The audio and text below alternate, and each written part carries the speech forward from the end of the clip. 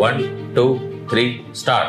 যখনই দিল্লির বাংলা নাটকের কথা আসে, অয়ন বন্দ্যোপাধ্যায়ের নাম সবার আগে আসে। অ্যাকচুয়ালি নাটকের জগতে আসা মানে ব্যাপারটা বলতে গেলে বলতে হয় আমার নাটকের জগতে জন্ম। বিগত কয়েক মাস ধরে আমরা অনেকেই দেখেছি বেশ কয়েকটা প্রযোজনা করেছে থিয়েটার, বেশ নজর কেড়েছে। প্রত্যেকটা মঞ্চই, আমি কোনো কম করে বলছি না, আমি ফটো দেখেছি, ভিডিও দেখেছি, প্রত্যেকটা মঞ্চই কিন্তু প্রস্তুত হয়েছে। আমার নাটকের এবং আমার জীবন দর্শনের সহজ পাঠ হচ্ছে আমার বাবা। এই মানুষগুলো মনীশ মিত্র, দত্তাত্রেয় দত্ত, এদের সান্নিধ্যে থেকে আমি প্রতিনিয়ত শিখেছি। প্রথমটাতে আসি, দর্শক একদম নেই নতুন জেনারেশন।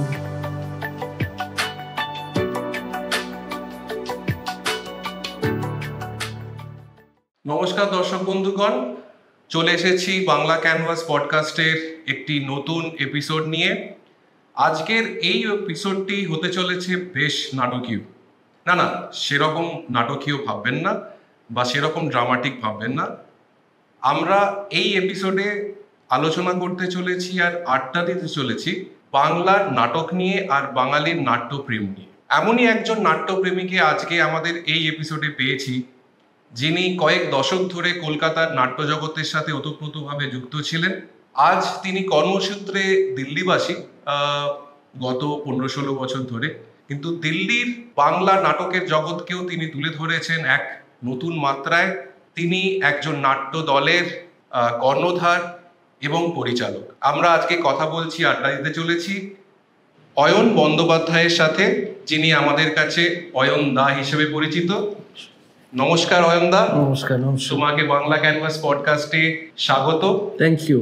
তো কেমন লাগছে আমাদের এই পডকাস্টে এসে? এক কথা বলি, বলো।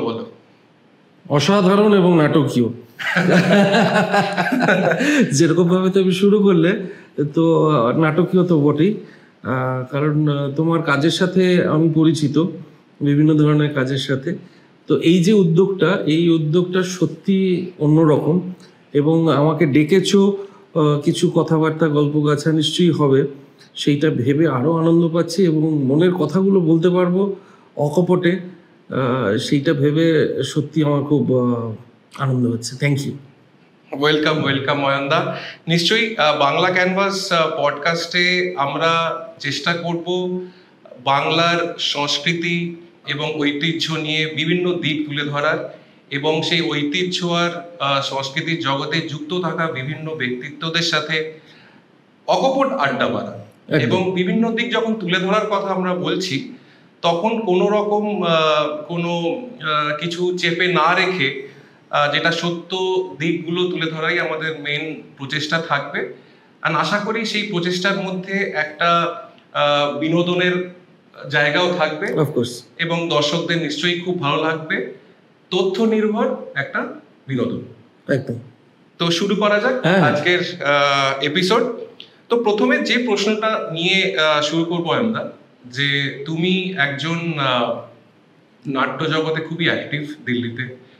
যখনই দিল্লির বাংলা নাটকের কথা আসে, অয়ন বন্দ্যোপাধ্যায়ের নাম সবার আগে আসে, এবং তুমি নাটকের একটি দল যেটা তৈরি করেছো, তার নাম থিয়েটারওয়ালা। বিগত কয়েক মাস ধরে আমরা অনেকেই দেখেছি বেশ কয়েকটা প্রযোজনা করেছে থিয়েটারওয়ালা, বেশ নজর কেড়েছে। প্রত্যেকটা মঞ্চই, আমি কোনো কম করে বলছি না, আমি ফটো দেখেছি, ভিডিও দেখেছি, প্রত্যেকটা মঞ্চই কিন্তু হাউসফুল হয়েছে। এবং হাউসফুল মঞ্চ কোন আর্টিস্টের নাম ভালো লাগে? তো সেই একটা যে নতুন দল গড়ে এই হাউসফুল পাওয়ার যে অভিজ্ঞতাটা, সেটা এই যে এখান অবধি তুমি আসতে পেরেছো, তো তার সূত্রপাতটা আমরা জানতে চাই। কবে থেকে শুরু হলো তোমার নাটকের জগতে আসা? হ্যাঁ, মানে অ্যাকচুয়ালি নাটকের জগতে আসা মানে ব্যাপারটা বলতে গেলে বলতে হয় আমার নাটকের জগতে জন্ম। আচ্ছা। তার কারণ আমার বাবা ছিলেন উৎপল দত্তের ছাত্র। ও আচ্ছা। হ্যাঁ, পিএলটিতে যখন উৎপল দত্ত উনি থিয়েটার করছেন, এবং যখন তিনি মধ্য গগনে, তখন বাবা তার স্টুডেন্ট ছিলেন। এবং সৌভাগ্যবশত আমি তখন অনেক ছোট, বাবার হাত ধরে আমি ওনাকে সামনাসামনি রিহার্সাল রুমে অবধি দেখেছি। এবং যেহেতু বাবা এই কল্লোল, অঙ্গার এই নাটকগুলোতে রেগুলার অভিনয় করতেন, উৎপল দত্তের যে নাটকগুলো, সেই সূত্রে বাবাকে সারাক্ষণ দেখেছি আমি। আমার বাবার নাম সাধন বন্দ্যোপাধ্যায়। দেখেছি যে সারাক্ষণ বাড়ির মধ্যে একটা এমন একটা পরিবেশ, যে পরিবেশে মানে তুমি চাইলেই সেই পরিবেশের সাথে যুক্ত হতে পারো। আচ্ছা। এবং একটা অদ্ভুত ভালো লাগার একটা পরিবেশ সবসময় থাকতো। এবং অফকোর্স সেখানে আমার মায়ের সাপোর্টটা খুব বড় ছিল, যেটা না থাকলে কিন্তু বাড়িতে সম্ভব হয় না। তো সেই পথে চলতে চলতে আমার বাবার হাত ধরে আমার থিয়েটার শেখা। আমার প্রথম থিয়েটার গুরু বলতে যা বোঝায়, এবং আমার নাটকের এবং আমার জীবন দর্শনের সহজ পাঠ হচ্ছে আমার বাবা।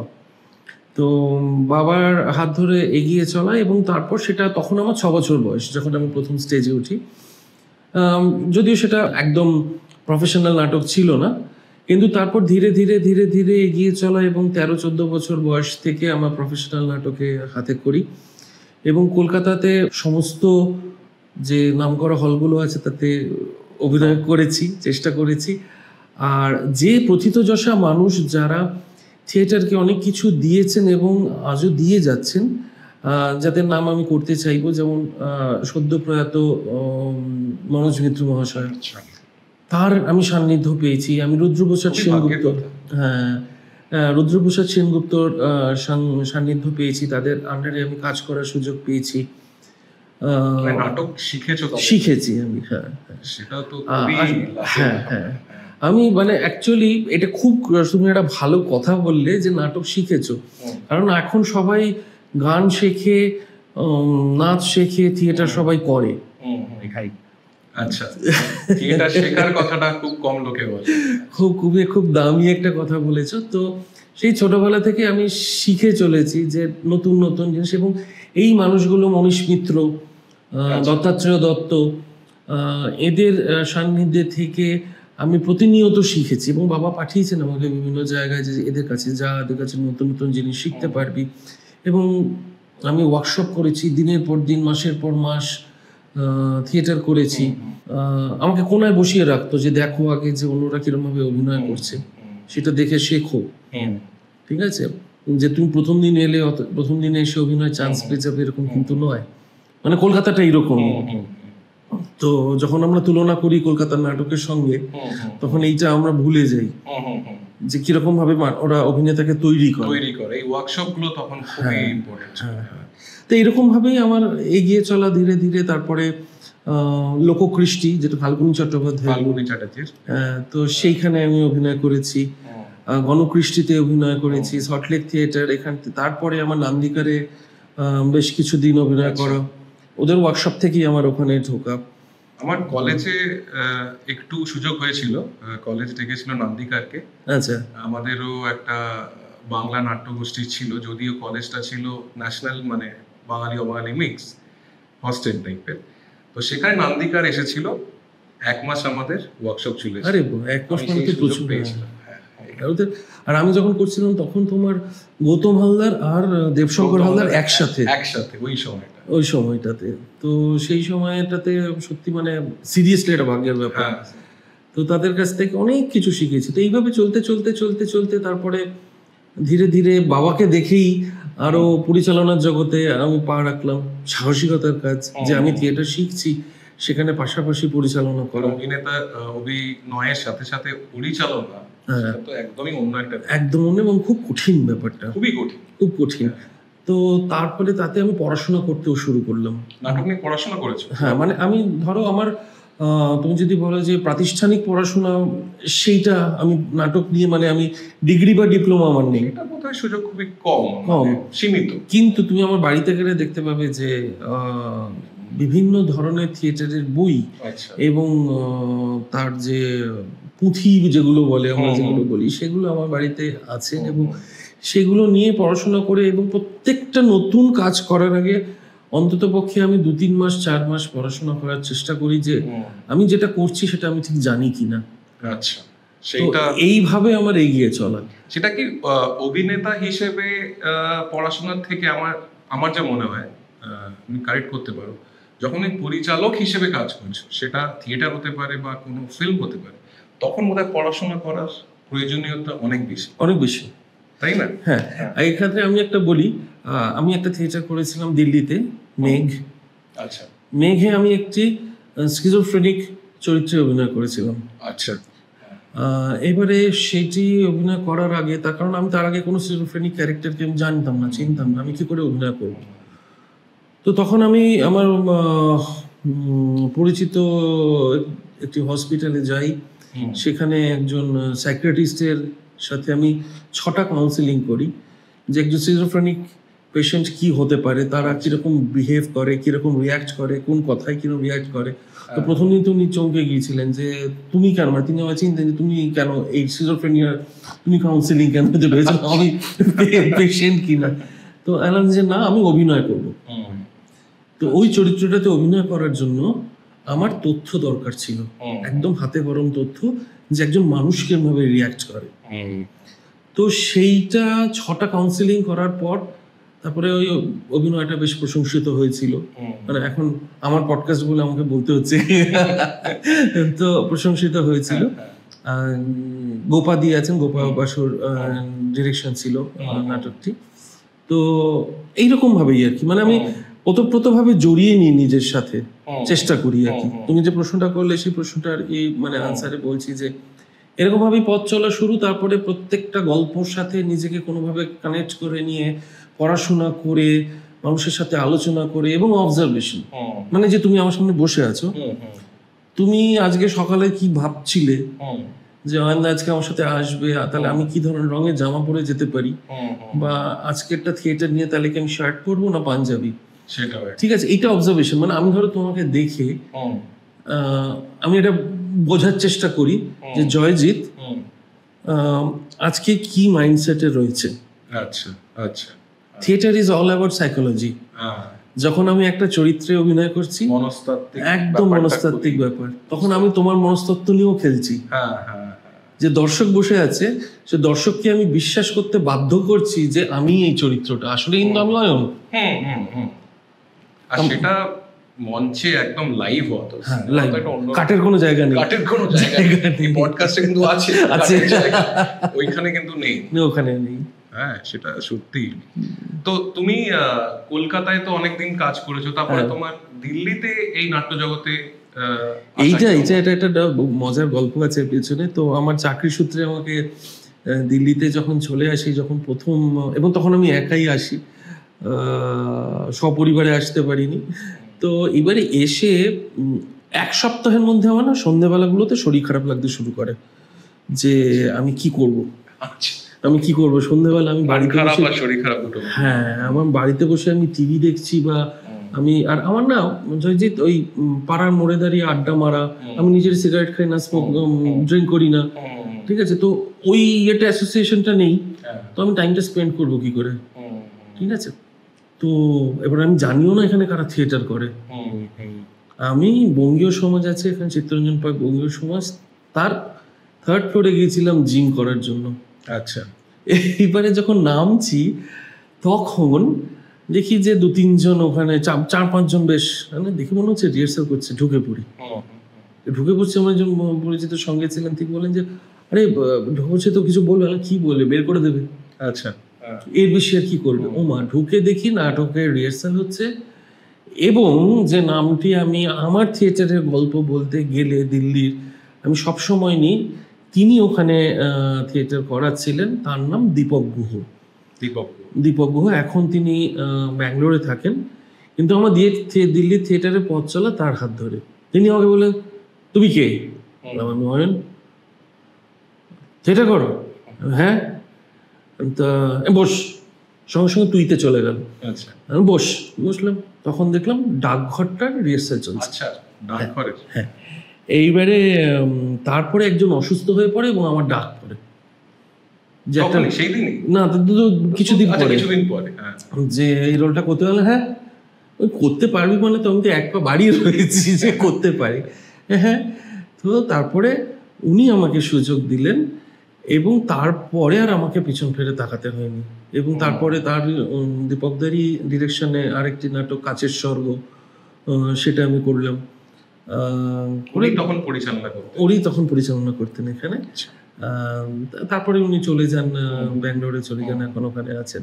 তো কিন্তু ওনার আশীর্বাদের হাত সবসময় আছে। আমি থিয়েটার করলেই দিল্লিতে কোনো ওনাকে আমি জানাই যে আমি করছি, আপনি থাকলে ভালো লাগতো। অফকোর্স নিশ্চয়ই দীপক দা আপনি শুনছেন, হ্যাঁ নিশ্চয়ই দেখছেন। তো এরকম ভাবেই সুযোগ কিরকম ভাবে যে আমাদের জীবনে আসে, হ্যাঁ সত্যি সেগুলো ভাবা যায় না। তারপর ওইখানেই কাছের স্বর্গ করতে করতে আরেকটি দল থেকে আমাকে ডেকে নিয়ে যায়। এটা কোন সালে?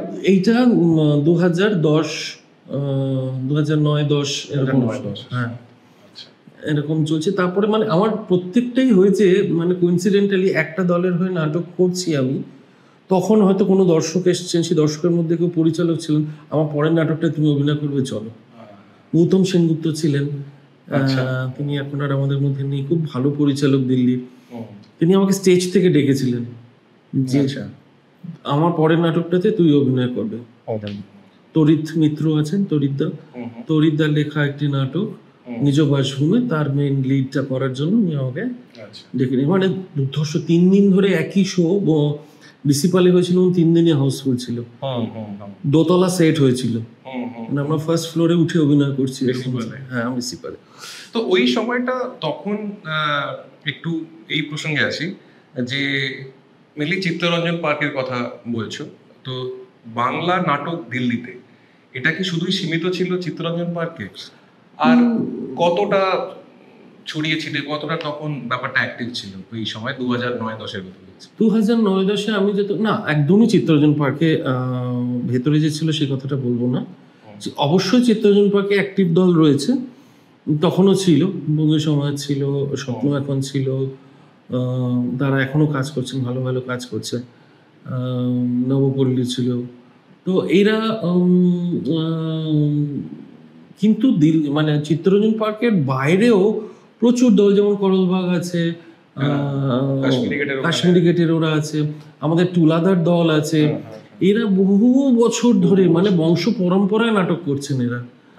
আমি যাদের নাটক আমি হয়তো দেখিনি ব্যক্তিগতভাবে দিল্লিতে এসে, কিন্তু তারা ভীষণ ভালো ভালো নাটক করেছেন। আমার খুব মানে ভাগ্য ভালো, আমি জয়ন্ত দাস নাম শুনেছি, জয়ন্ত দাস, ওনার সাথে আমি অভিনয় করার সুযোগ পেয়েছিলাম। হ্যাঁ, তো কিন্তু শুধু ব্যাপারটা চিত্তরঞ্জন পার্কের মধ্যে যে সীমাবদ্ধ ছিল তা নয়, দ্বারকা, কাশ্মীরি গেট এবং বিভিন্ন জায়গায়, করলবাগ।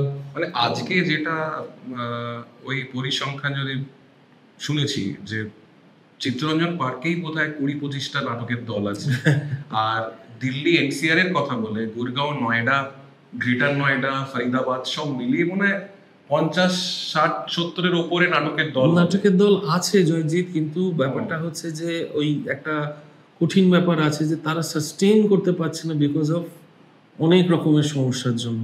হ্যাঁ, এইটাই এই প্রশ্নেই আসছিলাম যে প্রবাসী বাংলা নাটককে বাঁচিয়ে রাখা শুধু নয়, এবং অফকোর্স মানে তাকে আরো গ্রো করা, সেটা কতটা চ্যালেঞ্জিং বা কঠিন বলে তোমার মনে হয়েছে একজন নাট্যপ্রেমী হিসেবে আর নাট্যকর্মী হিসেবে? ভীষণ কঠিন, ভীষণ চ্যালেঞ্জিং। তার কারণ হচ্ছে, প্রথম কথা হচ্ছে যে একটা থিয়েটার করতে গেলে, একটা প্রযোজনা করতে গেলে আমার তো তার রিহার্সাল দিতে হবে। রিহার্সালটা আমি কোথায় দেবো? একটা জায়গা দরকার, সেটা একটা বড়। এবার যারা জায়গাগুলো ভাড়া দিচ্ছেন তারা একটা নির্দিষ্ট ভাড়া রেখেছেন। এবারে আমি যদি ডিরেক্টর হই, তুমি যদি অ্যাক্টর হও, তাহলে অ্যাক্টররা ভাবছেন যে পুরো পয়সাটি ডিরেক্টরই হয়তো দিয়ে দেবেন। বা এখন কিন্তু মানুষ যারা থিয়েটার করছেন তারা ভীষণ অ্যাক্টিভ এবং ভীষণভাবে ভেতর থেকে চিন্তা করে, সবাই মিলে একটা দলকে চালায়। এইটা কিন্তু বেশ কিছুদিন ধরে আমি লক্ষ্য করছি যে ধরুন শুধু ডিরেক্টরের ওপরে কেউ ডিপেন্ড করে থাকে না, সবাই মিলে কন্ট্রিবিউট করছে, সবাই মিলে কাজ করছে। মানে তুমি কথা বলছো যে ডিরেক্টরই প্রোডিউসার অনেকটা, মানে যেটা রোলটা, যেটা পকেট থেকে টাকা খরচা হয়ে যায়, পকেট থেকে টাকা খরচা হয়ে যায়, এবং সেটা সে আনন্দ নিয়েই করে, কারণ স্বপ্নটা তো সে প্রথম দেখেছে। তো রূপায়ণের জন্য তাকেই খরচা করে যেতে হয়। তো প্রযোজনার কাজটা তাকেই করতে হয়।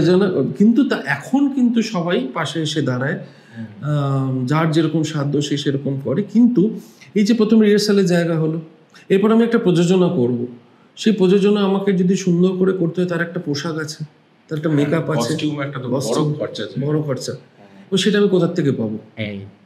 কিছুদিন আগে অব্দিও বাংলা থিয়েটার মানুষ টিকিট কেটে দেখতে আসতেন না, ঠিক আছে? এবারে আমি মানুষকে ফ্রিতে নাটক দেখাচ্ছি, আমি হলটা যে ভাড়া নিয়েছি, এখানে বিপিন চন্দ্র পাল ভাড়া নিচ্ছে আমার কাছ থেকে 25,000 টাকা 4 ঘন্টার জন্য। প্রত্যেক ঘন্টায় তারা ভাড়া বাড়িয়ে যাচ্ছে 6,000 টাকা করে। 1 ঘন্টা এক্সট্রা নিলে 6,000 টাকা বেশি তোমায় দিতে হবে। শুনেছি যদি টাইমটা পেরিয়ে যায় লাইট বন্ধ করে দেবে, ঠিক আছে? তো এইবারে তুমি যে 25,000 টাকা সেটা তুমি কোথার থেকে আনছো? তোমার কস্টিউম করতে গেলে 5,000 10,000 টাকা লাগছে, সেটা কোথায় পাচ্ছ? কোনো টেকনিক্যাল মানুষ ফ্রিতে কাজ করেন না। আলো তাকে টাকা দিতে হবে, মিউজিক তাকে টাকা দিতে হবে, মেকআপ আর্টিস্ট তাকে টাকা দিতে হবে, তুমি কোথা থেকে পাবে? অথচ ডিরেক্টর কিন্তু ফ্রিতে কাজ করছে। হ্যাঁ, ডিরেক্টরের পারিশ্রমিক নেই, এক্সপেক্ট করা যায় না, ঠিক আছে? এবং অ্যাক্টার্সরাও, ঠিক আছে? আমি এমন একটা দিনের স্বপ্ন দেখি যেখানে কিন্তু অন্তত আমার দলে আমি অ্যাক্টার্সদেরও কিছু টাকা দিতে পারবো, যে এই টাকাটা রাখ, এইটা, যদিও তাদের আলাদা প্রফেশন আছে কিন্তু এখানে তো তারা সময় দিচ্ছে। হ্যাঁ, এটা একটা ব্যাপার যে এখানে সবারই একটা কর্ম রয়েছে, মানে চাকরি আলাদা আছে, অন্য সংস্থানের ব্যাপার রয়েছে, সেই সমস্যাটা নেই। নাটক একটা ভালো লাগা থেকে করছে, সেই ভালো লাগা থেকেই সবাই ঝাঁপিয়ে পড়ছে। একদম। আর যেটা বলে অসুবিধে সেটা হচ্ছে যে এই জায়গাটা গেল, এরপরে হচ্ছে তুমি নাটকটা তৈরি করে ফেললে, কোনোভাবে টাকা পয়সার জুটি, এবার দর্শক, এইবারে তুমি নাটকটা হয় না, এখন সেই ট্রেন্ডটা নেই না, হচ্ছে। এইটাতে পরে আসছি। চিত্তরঞ্জন পার্কের দল হিসেবে তুমি গেলে অভিনয় করতে মুক্তধারায়, এবার তোমাকে যে চিত্তরঞ্জন পার্কের দর্শককে তুলে নিয়ে যেতে হবে, এই জন্য তোমাকে মোটিভেট করতে হবে তাদেরকে, কারণ দূরত্বটা অনেক ম্যাটার করে।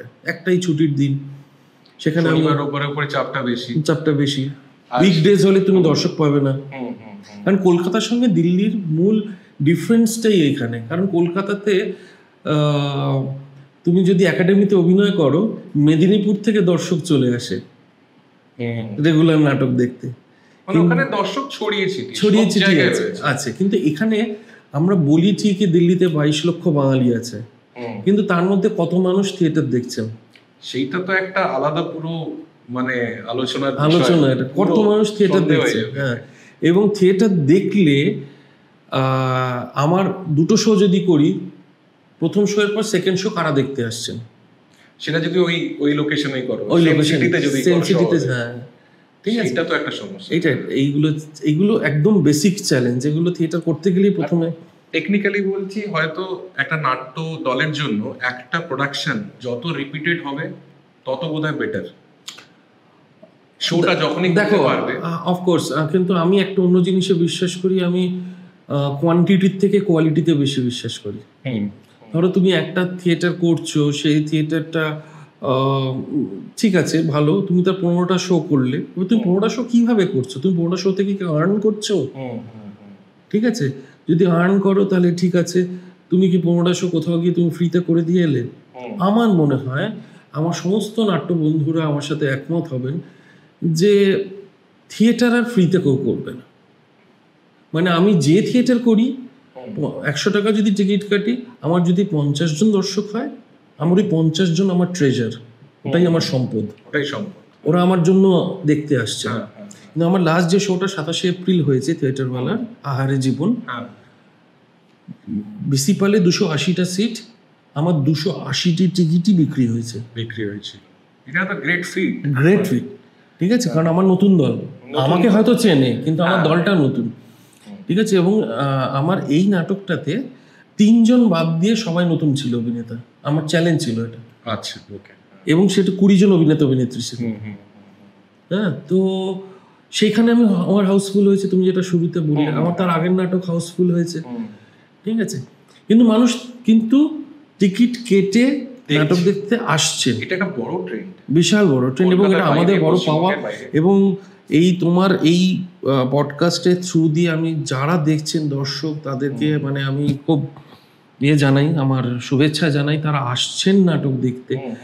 এবং তাতে আমাদের যে কি উপকার হচ্ছে সেটা আপনাদেরকে বলে বোঝাতে পারবো না। যে কোনো মানে এই নাটক, সিনেমা সব জায়গাতে, সিনেমা নিয়েও যখন কথা শুনি সেখানেও এক দর্শক যদি হলে না আসে এগুলো কিছুই বাজবে। এবার সিনেমাতে হচ্ছে কি, অভিনেতারা তো রিয়াকশন পাচ্ছে না, হ্যাঁ আমরা তো সামনে রিয়াকশন পাচ্ছি, খারাপ হোক ভালো হোক। বড় দিক মানে খালি হলে হয়তো সিনেমা চলে যাবে, নাটক একটু করতে যারা অভিনয় করছে, আরে ওই রিয়াকশনটা, এটা একটু অ্যাকশন রিয়াকশনের ব্যাপার, অ্যাকশন রিয়াকশনের সামনে হয়তো খুব একটা ইয়ে করে দেখছে, সেটা দেখে অভিনেতার আরো উদ্যম বেড়ে যায়। একদম তাই। এই প্রসঙ্গে একটা ছোট্ট 1 সেকেন্ডের একটা গল্প বলি। আমাদের সাথে অভিনয় করছিল এবছর, ও খুব ভালো গান করে, তো আমি নাম বলছি না, হ্যাঁ। তো তারপরে তার বাড়িতে গেলাম, জিজ্ঞেস করলাম তার বাবাকে যে কেমন লাগলো মেয়ের অভিনয়। তো উনি বললেন যে আমি যদি জানতাম যে এইরকম, আমি আমার মেয়েকে করতে দিতাম না। আমার শুনে কথাটা আমি খুব আনন্দ পেয়েছি, তার কারণ আমি তার মানে উনি ওনার মেয়েকে খুব ভালোবাসেন, হ্যাঁ, এবং উনি মেয়ের ওপর ভীষণ পজিটিভ, এবং মেয়ে আনম্যারিড, হ্যাঁ। আমি যে জিনিসগুলো ওখানে দেখিয়েছি, যে মেয়েদের ওপরে যে আননেসেসারি যে শোষণগুলো হয় বা কিছু হয়, এবং ছেলেরা যে ডমিনেট করে থাকে, এটা যে আজকালকার মেয়েদের জন্য ঠিক নয় সেটাও আমি দেখিয়েছি। এবং সেটা যখন মেয়ের সাথে হচ্ছে সেটা উনি মেনে নিতে পারছেন না দর্শক, তার মানে জায়গাটা কানেক্ট করেছে, রিয়েলিস্টিক লেগেছে যে আমার মেয়ে কেন ওখানে, আমার মেয়ের তো ওই জায়গাতে থাকা উচিত না। তো এইরকমই রিয়াকশন অ্যাকচুয়ালি আরো উৎসাহ বাড়িয়ে, এতটাই রিয়েলিস্টিক হয়েছে যে উনি রিয়াক্ট করেছেন যে কেন এরকম বললেন। মানে এগুলো অফকোর্স এটা বিশাল বড় অ্যাসেট, এইরকম রেসপন্সিভ অ্যাসেট যে কোনো ক্রিয়েটারের কাছে। তো পরের প্রশ্নে যাচ্ছি। তো তোমার যেই নাটকের দল এবং বাকি নাটকের দল দিল্লিতে যে তুমি দেখছো, নতুন প্রজন্মের কাছ থেকে কিরকম সাড়া পাচ্ছ দর্শক হিসেবে, মানে নতুন প্রজন্ম অ্যাজ এ অডিয়েন্স আর নতুন প্রজন্ম অ্যাজ অ্যাক্টার্স, এই পার্টিসিপেশনটা ফ্রম দ্য ইয়াঙ্গার জেনারেশন, সেটা নিয়ে যদি একটু বলো। প্রথমটাতে আসি, দর্শক একদম নেই নতুন জেনারেশন। আমার মানে বলতে খুব খারাপ লাগছে, যারা থিয়েটার দেখতে আসছেন, মানে আমার মানে with due respect to everybody, যারা সত্যি থিয়েটার করেন তারা আসছেন, এক নাটকের দল অন্য নাটকের দলে নাটক দেখতে যাচ্ছেন, বা নিয়ে যেতে না পারলে দলের ছেলে মেয়েদেরকে পাঠাচ্ছেন। যেমন আমি আজকেই এখান থেকে বেরিয়ে একটা নাটক দেখতে যাব, হ্যাঁ, তো সেটা যাচ্ছেন। কিন্তু আমি যদি স্টেজে দাঁড়িয়ে অভিনয় করতে করতে দর্শকের দিকে চোখ পড়ে, তাহলে আমি দেখতে পাবো 40, 45, 50, 55, 60 যারা থিয়েটার বুঝছেন এবং সাহিত্য নিয়ে চর্চা করেন, থিয়েটার নিয়ে চর্চা করেন, সত্যি ভালোবাসেন, তারা আসছেন। কিন্তু নেক্সট প্রজন্ম যাদের 18-20 বছর বয়স, হ্যাঁ, খুব কম, 1-2টি দল আছে এখানে নাটকের যাদের ছেলে মেয়েরাও এটার সাথে যুক্ত, তারা আসছে। বাংলা নাটক বলে? Maybe, good question. বাংলা নাটক বলে? আমি কিন্তু হিন্দি নাটকে ইয়াং অডিয়েন্স দেখেছি, বাংলা নাটকে দেখিনি। এইটা এখন হতে পারে, দেখো আমি প্রবাসে বাড়িতে বাংলা চর্চাটা কম, তো ঠিক আছে, এইবারে তারপরে নাটক, এবার আমি নাটকে গিয়ে কি দেখবো? কারণ আমি যদি একটা নাচের প্রোগ্রাম দেখি, বা আমি একটা এমন কিছু দেখি, ব্যান্ডের একটা গান দেখছি, শোজ দেখছি, সেটাতে দেখছি, একটা নাটককে আমি ঠিক কানেক্ট করতে পারছি না। কারণ ধরো আমি যখন ছোট ছিলাম, আমার বাবা আমাকে বা আমাদের বাড়িতে যদি তোমার বোন আছে কিনা আমি জানি না, তোমার বোন যদি থাকে, তাকে হাত ধরে কোথায় নিয়ে গেছে? গান শেখাতে বা নাচ শেখাতে। থিয়েটারের ক্লাসে কিন্তু কেউ নিয়ে যায়নি, হ্যাঁ। তো এইটাই হয়তো সমস্যা, ঠিক আছে, এইটাই সমস্যা। তো এই যে তরুণ প্রজন্ম, এদেরকে বাংলা থিয়েটারের দিকে কি করে আনা যায়? মানে এই প্রবাসের পরিপ্রেক্ষিতে আমি বলছি। প্রবাসের পরিপ্রেক্ষিতে জয়জিৎ আনার আমার মনে হয় 2-3টে উপায় আছে। Content is king. তুমি কি নিয়ে থিয়েটার করছো? তুমি যদি কন্টেম্পোরারি সাবজেক্ট দাও, সেই সাবজেক্টের উপরে থিয়েটার করো। যেমন আমি এখানে এসে শুনছিলাম তুমি এআই এর উপরে কাজ করছো, ঠিক আছে, করছো এআই এর উপরে কাজ করছো তুমি। এইবারে আমার যদি একটা থিয়েটারে কন্টেন্ট হয় যে এআই, আমি একটা এর মধ্যেই একটা করেছিলাম যেটা প্রাইজ পেয়েছিল, মাইক্রো থিয়েটার 10 মিনিটসের, যে রোবট এর মধ্যে হঠাৎ করে ইমোশন এসে গেছে, একটা রোবট আরেকটা রোবটকে প্রেম নিবেদন করছে, ঠিক আছে, ম্যাল ফাংশন করে। তো তুমি যদি কন্টেন্টকে এমনভাবে ক্রিয়েট করতে পারো, তোমার থিয়েটারে কন্টেন্ট যেটা ইয়াং অডিয়েন্সকে টার্গেট করছে, তাহলে তারা দেখতে আসবে। এবং সেইভাবে তাকে তুমি যদি প্রেজেন্ট করতে পারো, স্মার্ট প্রেজেন্টেশন। এখন দিল্লিতে প্রচুর ভালো ভালো কাজ হচ্ছে, বাংলা দলগুলো ভীষণ ভালো ভালো কাজ করছে, কিন্তু কন্টেন্ট মানে আমি একটা থিয়েটার দেখতে যাব, সেখানে কি আমি বসে এখন থেকে 100 বছর আগের যে একটা গল্প, সেটা কি এখন 18 বছরের একটি ছেলেকে অ্যাট্রাক্ট করবে? রিলেট করবে না, এটা একটা ঘটনা, ঠিক আছে।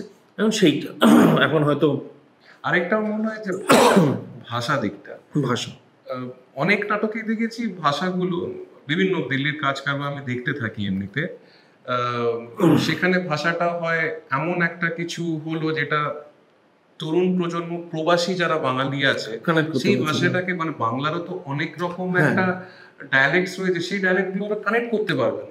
আর আমাদের নাটকগুলো একটু ক্রিটিক হিসেবেই বলছি, যেরকম নাটক আমি দেখেছি হয়তো সেখানে ওই ধরনের ভাষাগুলোকে বেশি ইউজ করা হচ্ছে।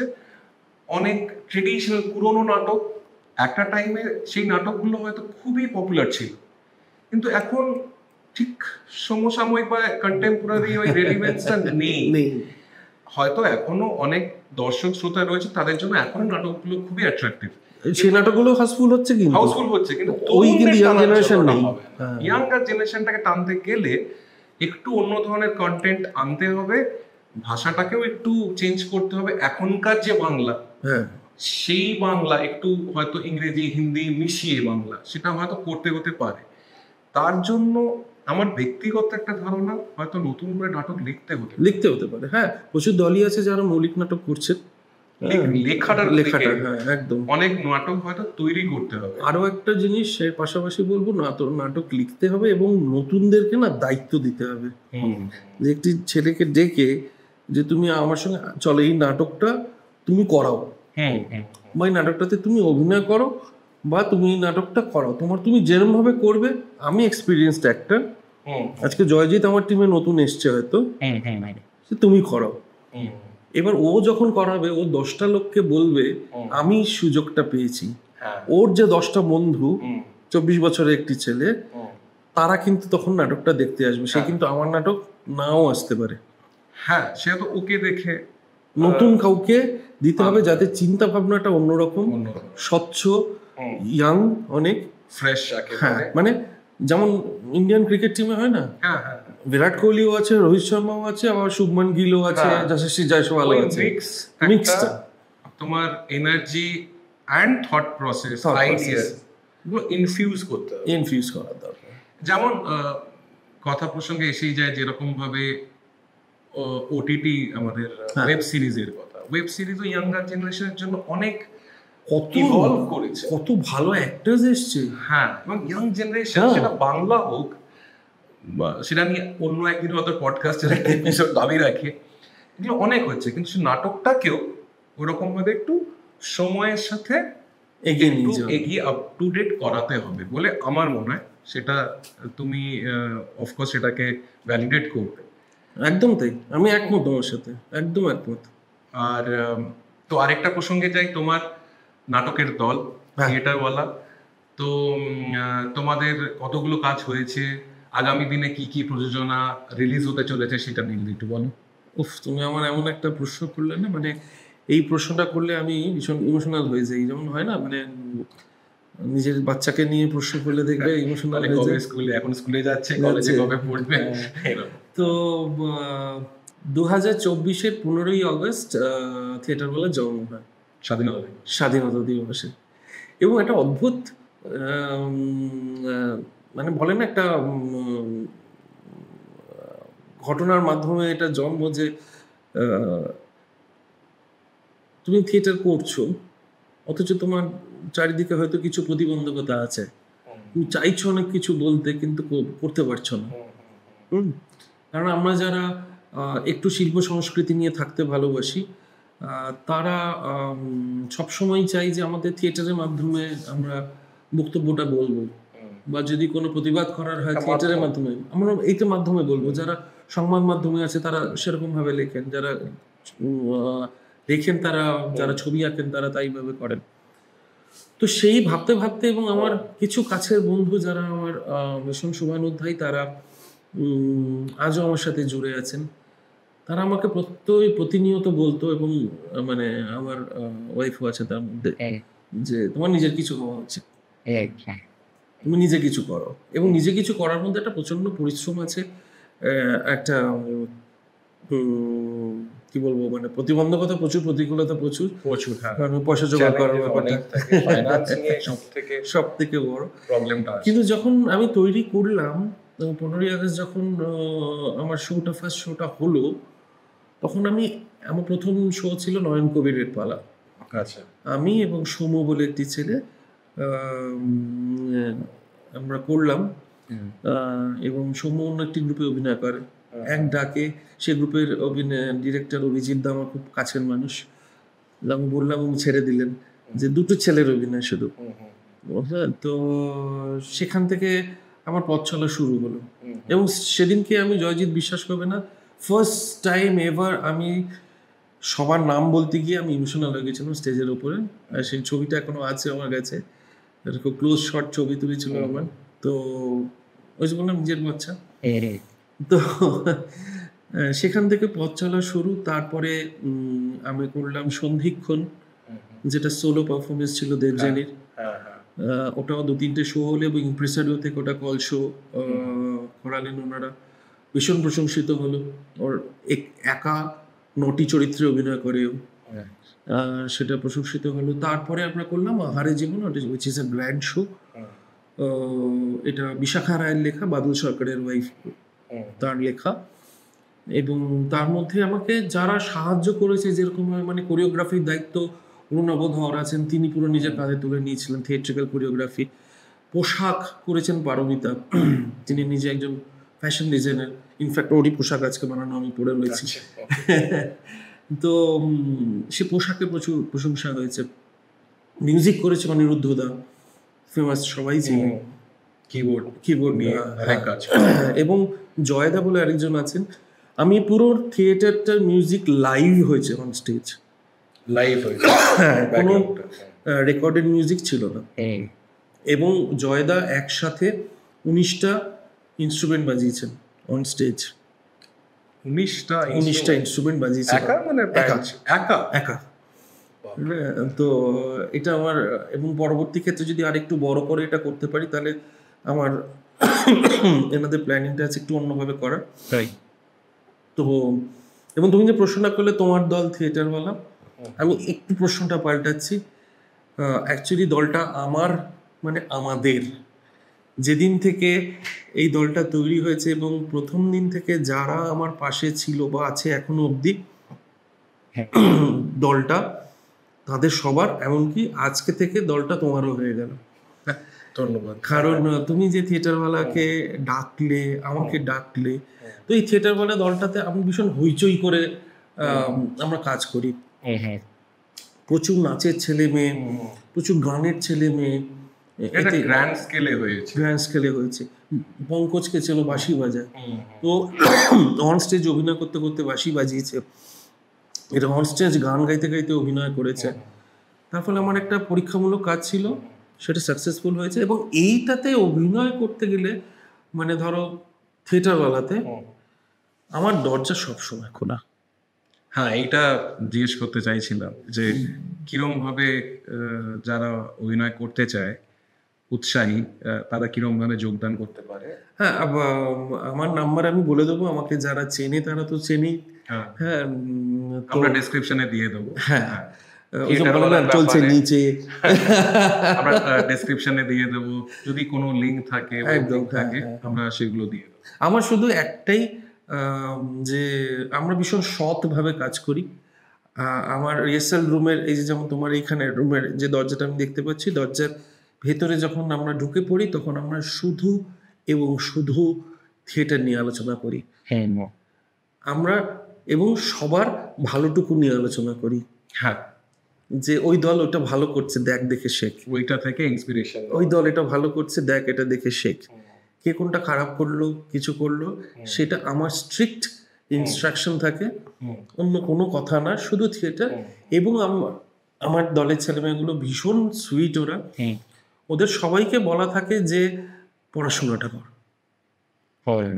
থিয়েটার নিয়ে একটা বইও যদি পাস সেটা পড়াশোনা কর, যদি কোনো গল্পের বইও পাস এই পার্সপেক্টিভে পড় যে সেটা নিয়ে কি থিয়েটার করা যায়, সেটা একটা গল্প, এই গল্পের চরিত্র যদি আমি হতাম তাহলে আমি কিভাবে অ্যাক্ট করতাম। তো আমার প্রসেস হচ্ছে যে আমি ওয়ার্কশপ করিয়ে নিই আগে, ওয়ার্কশপটা দরকার। হ্যাঁ, এই শোটা করার আগে আমি 3 মাসে ওয়ার্কশপ করিয়েছি, এবং ডে 1 থেকে যারা আমার সাথে যুক্ত ছিল তারাই শোটাতে করেছে, মধ্যখানে একটি মানুষও বেরিয়ে যায়নি বা এন্ট্রি নেয়নি। যেদিন থেকে শুরু হয়েছে এবং যেদিন শো, সবাই একসাথে কাজ করেছে, ওয়ার্কশপ ছিল, আমরা ওয়ার্কশপ বেস করে প্রোডাকশনটা তৈরি করেছি, ক্যারেক্টার ওখানে ডিজাইন করেছি, এবং ডে 1 থেকে তুমি বিশ্বাস করবে না, রঞ্জনদা আমাদের লাইট করেছে, রত্নাদি মেকআপ করেছে, পারমিতা কস্টিউম করেছে।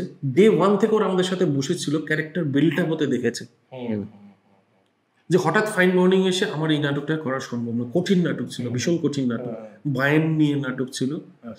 এই বায়েন নিয়ে নাটকটা হচ্ছে মানে যারা ছোট বাচ্চারা মারা গেলে, যারা সে বাচ্চাদের ডেড বডি 8 বছরের ছোট হলে তারা মাটিতে পুঁতে দিত, তাদের নিয়ে গল্পটা খুবই ইউনিক।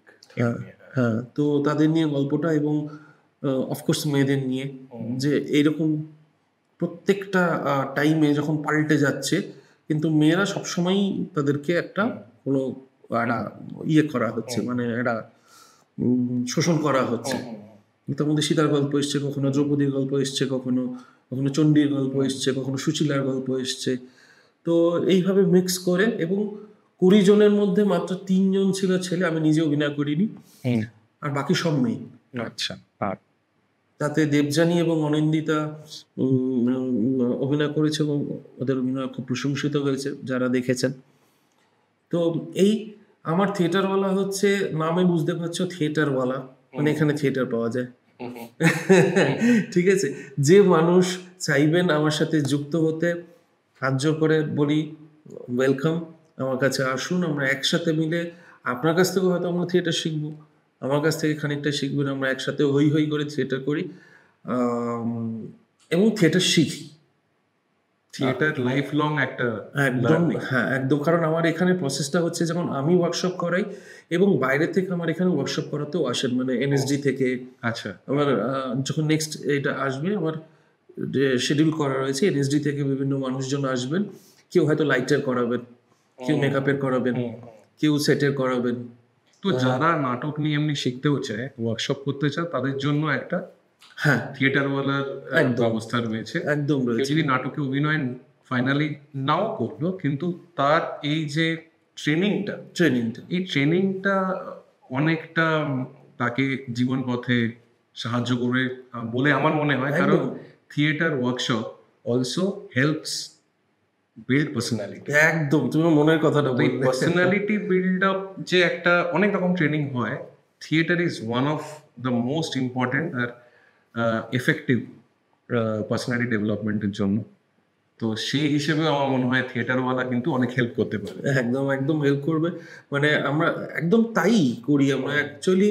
ধরো তুমি রিয়েল লাইফে যা, আমি ওয়ার্কশপ দিয়ে সেটাকে টাচ করে করে করে করে করে করে একটু চেঞ্জ করলাম, করে একটা নতুন চরিত্র তৈরি করলাম, তাহলে তুমি আমার সামনে বিশ্বাসযোগ্য হলে, এবং তোমার এই পার্সোনালিটি ডেভেলপমেন্ট যেটা তুমি বলছো এইটা তৈরি হলো।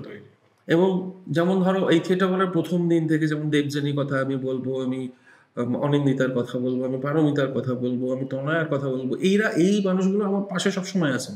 রত্নাদির কথা বলবো, আমাকে উৎসাহ দিয়ে গেছেন, এবং এরাও কিন্তু, রত্নাদি মেকআপ করেন কিন্তু আমার সাথে ওয়ার্কশপ করে। হ্যাঁ, ওয়ার্কশপটা একটা কি বলবো, একটা সার্বিক ডেভেলপমেন্ট। এবং তুমি বিশ্বাস করবে না, যেদিন আমার রিহার্সাল শেষ হয়ে যাচ্ছে, পরের দিন শো, সবাই এত মুড অফ, আরে পরের দিন শো আনন্দ কর না, সোমবার থেকে আর রিহার্সাল নেই। রিহার্সালটা তো এক টিমের যে একটা মেলবন্ধন, হ্যাঁ, যে সোমবার থেকে রিহার্সাল নেই, আমরা কি করব, কখন আসবো, হই হই করা, হই করা। পিকনিকের মতো রোজ চলে। তো যেহেতু লাইক মাইন্ডেড পিপল পেয়েছি আমি, এবং তারা এত সহজভাবে করেছে জিনিসগুলো, এবং প্রত্যেকে এত রেসপেক্ট দিয়েছে আমাকে, যেটা আমার ভীষণ একটা বড় প্রাপ্তি। তো মানে একটু আধটু বকাঝকা তো সবাই খায় সেটা করতে গেলে, সেটা তো থাকবে, কিন্তু বাকি বকাঝকার মধ্যে একটা আনন্দ আছে, আনন্দ আছে, একটু নিয়ম শৃঙ্খলা, হ্যাঁ, তার মধ্যে বিনোদন খুবই ভালো, একদম। এই দিল্লিতে থিয়েটার করাতে সেটা হচ্ছে যে আমি এইরকম ভাবে করাচ্ছি, এবং বহু মানুষ আছে, বহু থিয়েটার দল আছে যারা সত্যিই খুব ভালো কাজ করছে। আমার পদ্ধতিটা আমার মতন, আমি একটু অন্যরকম কাজ করতে আমার ভালো লাগে। মানে ধরো যে একটু মেইন স্ট্রিম থেকে বেরিয়ে প্যারালাল স্ট্রিমের কাজ করতে আমার একটু ভালো লাগে। তুমি যদি আমার পরপর 3টে নাটক দেখো, নয়ন কবিরের পালা, গল্পটা কি, নয়ন কবিরের পালায় যে নাটকের যে জোকার সাজে তাদের নিয়ে গল্প, আচ্ছা আচ্ছা, ঠিক আছে। সন্ধিক্ষণে একটি মেয়ের গল্প, সে মেয়েটি 9টা চরিত্রে অভিনয় করছে। এইখানে যেটা, এইখানে মানে ও 9টা চরিত্রে অভিনয় করছে, নিজেই নিজে সেট সাজাচ্ছে নাটকের, আচ্ছা, সেট চেঞ্জ করছে, সবকিছু করছে, নিজেই করছে, করতে করতে অভিনয় করছে। এই নাটকটা যদি দেখো, আমি চাইবো তুমি পরের শোতে এসো, তারা যেরকম ভাবে করেছে এটা, একটি মেয়েকে স্প্লিট করে 2টো পার্সোনালিটি বানিয়েছি আমি। আচ্ছা, এবং ছোট 2টো বাচ্চা অভিনয় করেছে, যাদের একজনের বয়স 8, একজনের বয়স 6। আর সব থেকে বেশি বয়সে যারা অভিনয় করেছে তাদের 60-62 বছর বয়স, একই নাটকে। এবং জেনারেশনস অভিনয় করছে, মা মেয়েও অভিনয় করেছে, ঠিক আছে। তো তারা ফ্ললেস। তো এই ধরনের কাজ করতে আমার ইচ্ছে করে। এবং আমি বলবো একটি নাম আমি এখানে অবশ্যই বলবো, তোমাকে সেদিনকে বলছিলাম, যিনি না থাকলে এই শোট, মানে এই শোটা আমি করতে পারতাম না, নীলাদ্রিদা আমার পাশে এসে দাঁড়িয়েছেন। তার একটি সংস্থা আছে পেসিওয়েভ, তিনি আমার পাশে এসে দাঁড়িয়েছেন, এবং যেরকমভাবে আমাকে হেল্প করেছেন নীলাদ্রিদা এবং তার ওয়াইফ চন্দ্রানী, সেটা না বলার, মানে না বললে আমার এটা ইনকমপ্লিট থেকে যায়। এবং শুধু তাই নয়, আমি থিয়েটার করতে গিয়ে এমন কিছু মানুষকে পাশে সবসময় পেয়েছি যারা আমার, দিল্লিতে আমি বলছি, থিয়েটারে চলার পথে আমাকে সাহায্য করেছে। আমি শ্রমিক আছে, শ্রমিককে একবার ফোন করেছি, আমার শোয়ের আগে ও পুরো অ্যাঙ্কারিংটা ও করে দিয়েছে, ঠিক আছে। এটা আমার বড় পাওয়া। অন্য একটি দলের ও ডিরেক্টর, হ্যাঁ, তো একজন অপরকে এরকম ভাবে এই যে সাহায্য করাটা। তারপরে আমি যে সৌম্যর নাম বললাম, প্রথম শোতে ও আমার কো আর্টিস্ট ছিল। এই নাটকটায় দুপুর 2টো থেকে সবাইকে জল এনে দিচ্ছে, ব্যাকস্টেজে সাপোর্ট করছে। হ্যাঁ, এই যে শুধু থিয়েটারকে ভালোবেসে আমাদেরকে ভালোবেসে ভলেন্টিয়ারিং করছে, এই জিনিসগুলো কিন্তু দিল্লিতে খুব কম, ইদানিং বাড়ছে। কলকাতাতে এগুলো আছে, ওটা একটা ইকোসিস্টেম তো থ্রাইভ, এবং বাংলাদেশেও আছে। আমি থিয়েটার করতে 3বার বাংলাদেশে গেছি। তো বাংলাদেশে ওরা 5 দিনের তোমার একটা ফেস্টিভ্যালে 12 লক্ষ টাকার টিকিট বিক্রি করেছে, 5 দিনের ফেস্টিভ্যালে, শুধু থিয়েটার ফেস্টিভ্যাল, ঠিক আছে। এবং ওরা কোনো মানুষ ওখানে থিয়েটারের টিকিট কেটে ছাড়া দেখতে যায় না। ইদানিং দিল্লিতেও কিন্তু প্রত্যেকটি নাটকের দল চেষ্টা করছেন টিকিট রাখতে, এবং আজকে আমিও 3টে টিকিট কেটেছি, এবং কেটে সেই নাটকটা আমি দেখতে যাচ্ছি। হ্যাঁ, তো আমার নাটকও দেখতে এসেছে টিকিট কেটে। এবার আমরা যদি একা পরে নাটক না দেখি, তবে অন্যরা কি করে উৎসাহিত হবে? এবং এই আমার টিকিট কাটাটা হচ্ছে সম্পূর্ণ এবং সম্পূর্ণভাবে 2টো জিনিস। এক, প্রোডাকশনটাকে সাপোর্ট করা, আর দ্বিতীয়, শিল্পীকে সম্মান করা। শিল্পীকে সম্মান করা একটা বিশাল বড় জিনিস, তাই না? কিছুটা একটা, তারা তো কিছুটা করছে, মানে আমি আর তাকে কিভাবে সম্মান করবো? আমি উঠে দাঁড়িয়ে হাততালি দিতে পারি, ঠিক আছে, আমি ওখানে প্রেজেন্স থেকে সম্মান জানাতে পারি, এবং তুমি টিকিট রেখেছো সেটা আমি কাটবো, এইটুকু একটা এক্সপেকটেশন আর আমার ওই টাকাটাতে তোমার পুরো প্রোডাকশনটাতে যদি এইটুকু হেল্প হয় সেটা আমি করবো, কারণ আমি তো জানি আমার করতে গিয়ে কি অসুবিধা হয়, তুমিও সেই অসুবিধা ফেস করছো সেটাও আমি জানি। তোমার রিহার্সাল দিতেও একই অসুবিধা হচ্ছে, তোমারও পোশাক তৈরি করতে একই খরচা হচ্ছে, তোমারও মিউজিক তৈরি করতে একই খরচা হচ্ছে, তো সেটাও আমি জানি। আর তোমাকে আমি ধন্যবাদ দেবো এই আমার এতক্ষণের এই বক বক বক বক বক বক বক করতে দেওয়ার এই সুযোগটা করে দেওয়ার জন্য, কারণ এই মনের কথাগুলো বলার সুযোগ কিন্তু আমরা যারা দিল্লিতে থিয়েটার করি তার সচরাচর পাই না, কারণ ওই থিয়েটারের শেষে সবার নাম বলতে বলতে সময় চলে যায়, ভেতরকার কথাগুলো বলার জায়গা পায় না। তাই আমি জয়জিৎকে এই বাংলা ক্যানভাসের এই একটা মিডিয়াম মাধ্যমটাই আমরা তৈরি করছি, এটারে আমি ভীষণ ধন্যবাদ দেব যে আমার মতন আরো অনেক মানুষজন অনেক ফিল্ডে থাকবেন যারা মনের কথাটা বলার জন্য প্রত্যেক মুহূর্তে অপেক্ষা করেন, তাদের জন্য মানে আমরা চেষ্টা করব, এই প্রচেষ্টা চালিয়ে যাব। একদম। দেখো আমরা পেটের খিদে মেটানোর জন্য চাকরি করি, মনের খিদে মেটানোর জন্য বাঙালিদের করতে হয়। মানে আমরা অফকোর্স সমস্ত দর্শক বন্ধুদের কাছেও আমরা নিবেদন জানাচ্ছি যে আপনাদের ভালোবাসা দরকার, যেরকম ভাবে এই পডকাস্টের চালিয়ে যাওয়ার জন্য দরকার, সেরকম ভাবে যারা বিভিন্ন রকম বাংলা সংস্কৃতিকে বাঁচিয়ে রেখেছেন, নাটক, সিনেমা এবং অন্যান্য সংস্কৃতির জিনিসগুলোকে বাঁচিয়ে রেখেছে কলকাতায়, কলকাতার বাইরে, দেশে বিদেশে, সেই বাঙালির সংস্কৃতির ঐতিহ্যকে বাঁচিয়ে রাখা সত্যি ভীষণ ভীষণ দরকার। আর যেরকম আমাদের অনেক দর্শক শ্রোতা রয়েছেন, যেরকম ভাবে আজকে আমরা আলোচনা করলাম যে তরুণ প্রজন্ম কোথায় যেন একটা আমার তাদের পার্টিসিপেশনটা, তাদের যোগদানটা একটু কমে আসছে, সেইটা ফিরিয়ে আনাটা, সেটাকে আরো বাড়াবার জন্য হয়তো আমাদের সবাইকেই কোথাও একটু কাজ করতে হবে, ইনিশিয়েটিভ নিতে হবে, বিশেষ করে কলকাতা বা পশ্চিমবঙ্গের বাইরে। সেটা একটা দায়বদ্ধতা কোথায় যেন একটা আমাদের মধ্যে এসে যায়। তো সেই নিয়ে আপনাদেরও অনেক সহযোগিতা লাগবে, বিভিন্ন জায়গায় টিকিট কেটে চেষ্টা করবেন আপনারা নাটক দেখার, বাংলার নাটককে বাঁচিয়ে রাখবেন। অয়নদার মতো যারা রয়েছেন নিজেদের নাটকের দল বানিয়ে একটা নতুন আশা নিয়ে, নতুন উদ্যম নিয়ে বিভিন্ন দিক তুলে ধরার ওনারা প্রচেষ্টা করে যাচ্ছেন, আপনাদের সহযোগিতা ছাড়া সেটা কোনোদিনই সম্ভব হবে না। একদম, আমরা একটা মাধ্যম মাত্র, সেই মাধ্যমের মধ্য দিয়ে আমরা চেষ্টা করছি যারা শিল্পীরা যারা রয়েছেন তারা নিজেদের মনের কথা বলুক আর আপনাদের কাছে সেই কথাগুলো তুলে ধরার জন্য, কিন্তু আপনাদের সহযোগিতা ভীষণভাবে দরকার। তো এখানেই আজকে আমরা আমাদের বাংলা ক্যানভাস পডকাস্টের এপিসোডটা শেষ করছি। জাস্ট একটা কথা বলে শেষ করি যে আমি আরও শেষের দিকটাতে আমি জয়জিৎকে আমার তরফ থেকে, আমার থিয়েটারওয়ালার সমগ্র পরিবার, কারণ আমার থিয়েটারওয়ালাটা দল না, শুধু একটা পরিবারের পক্ষ থেকে ধন্যবাদ জানাই ওকে। ও আমার ভীষণ প্রিয় একটি ছেলে, প্রিয় মানুষ, ওর সাথে যুক্ত থাকুন, অনেক ধরনের ভালো ভালো কাজ করছে। এবং আমার যে থিয়েটারওয়ালা এই যে দল, আমরা চেষ্টা করব, মন প্রাণ দিয়ে চেষ্টা করব, আপনারা যে ধরনের থিয়েটার দেখতে ভালোবাসেন এবং যারা থিয়েটার করে তাদের একটা দায়িত্ব থাকে দর্শকও তৈরি করার। তো আপনারা যেমন ধরনের থিয়েটার দেখতে ভালোবাসেন, যেরকম ভালো কাজ দেখতে ভালোবাসেন, আমরা প্রতিনিয়ত চেষ্টা করব ভালো কাজ করার এবং আরও একবার সুযোগ নেওয়ার চেষ্টা করব যাতে ও আমাকে আরও একবার ডাকে যে বেশ তো বলে গিয়েছিলে, এবার কি কি কাজ করেছো তার একটা ফিরিস্তি দাও দেখি। আবার একটা এপিসোড করার ইচ্ছে তো থেকেই গেল, কারণ সমস্ত কথা হয়তো বলে হয়ে ওঠাও হলো না, অনেক কথা থেকে গেল। আবার একটা এপিসোডে আমাদের নিশ্চয়ই দেখা হবে অয়নদা, নিশ্চয়ই দেখা হবে। সেই looking forward to that episode.